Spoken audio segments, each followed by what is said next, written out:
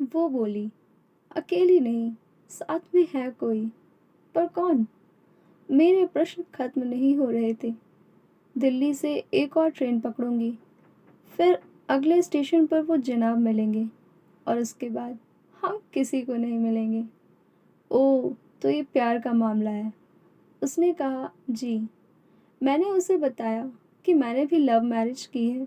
ये बात सुनकर वो खुश हो गई और बोली, वाओ, कैसे, कब?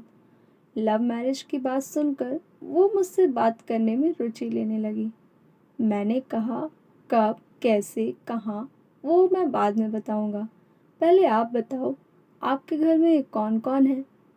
उसने होशियारी बरतते हुए कहा, वो मैं आपको क्यों बताऊं? मेरे घर में कोई भी हो सकता है। मेरे पापा, माँ, भाई, बहन, या हो सकता है भाई ना हो, सिर्फ बहनें हों। या ये भी हो सकता है कि बहनें ना हो और दो चार गुस्सा करने वाले बड़े भाई हों। मतलब, मैं आपका नाम भी नहीं पूछ सकता। मैंने काउंटर मारा। वो बोली, कुछ भी नाम हो सकता है मेरा, टीना, रीना, मीना, कुछ भी। बहुत बातूनी लड़की थी वो। थोड़ी इधर उधर की बातें करने के बाद उसने मुझे टॉफ़ी दी, जैसे छोटे बच्चे देते हैं क्लास में। बोली, आज मेरा बर्थडे है। मैंने उसकी हथेली से टॉफ़ी उठाते हुए बधाई दी और पूछा, कितने साल की हुई हो? वो बोली, 18। मतलब भाग कर शादी करने की कानूनी उम्र हो गई है आपकी? वो हंस पड़ी।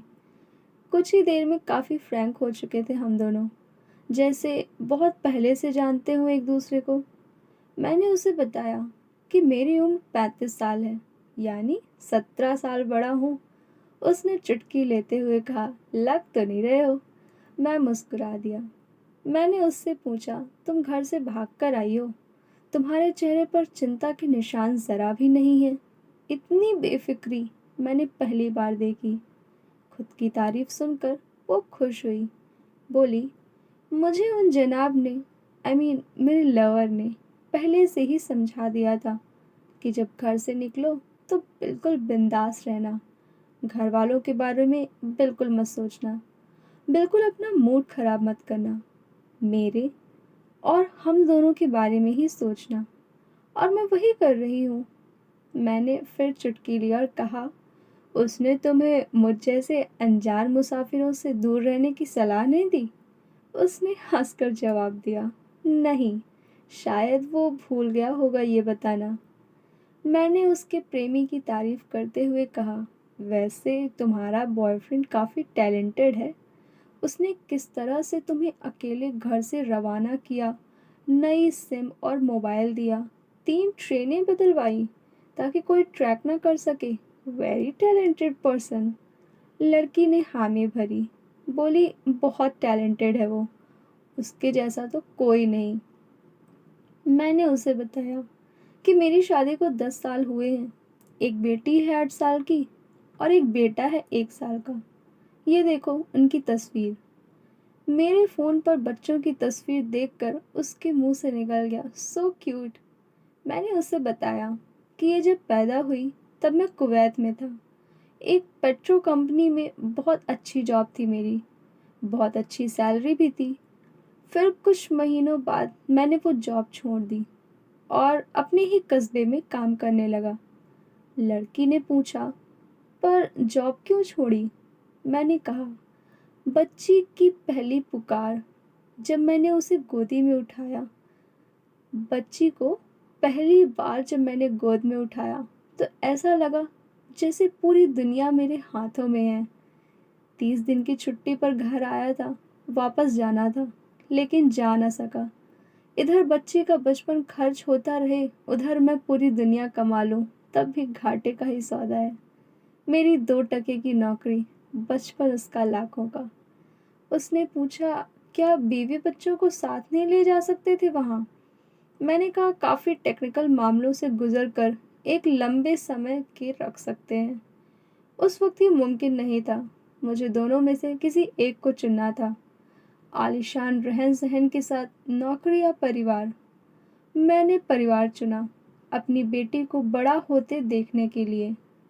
मैं कुवैत वापस गया था, लेकिन अपना इस्तीफ़ा देकर लौट आया। लड़की ने कहा, वेरी इम्प्रेसिव। मैं मुस्कुराकर खिड़की की तरफ देखने लगा। लड़की ने पूछा, अच्छा आपने तो लव मैरिज की थी ना, फिर आप भागकर कहाँ गए? कैसे रहे और कैसे गुजरा वो वक्त? उसके हर सवाल और हर बात में मुझे महसूस हो रहा था कि ये लड़की लड़कपन के शिखर पर है, बिल्कुल नासमझ और मासूम, एक छोटी बहन सी।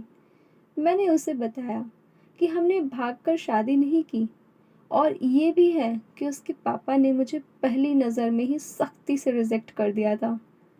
उन्होंने आपको रिजेक्ट क्यों किया? लड़की ने पूछा। मैंने कहा, रिजेक्ट करने का कारण कुछ भी हो सकता है। मेरी जाति, मेरा काम, घर परिवार। बिल्कुल सही। लड़की ने सहमति दर्ज कराई और आगे पूछा, फिर आपने क्या किया?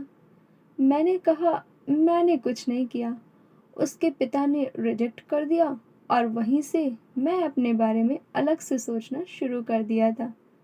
खुशबू ने मुझे कहा कि भाग चलते हैं। इसके आगे की कहानी सुनने के लिए हमारे चैनल को सब्सक्राइब करें और बेल नोटिफिकेशन ऑन कर लें, ताकि हमारे आगे आने वाले सभी वीडियोस की नोटिफिकेशन आपको तुरंत मिल सके और आप इसके आगे का पार्ट मिस ना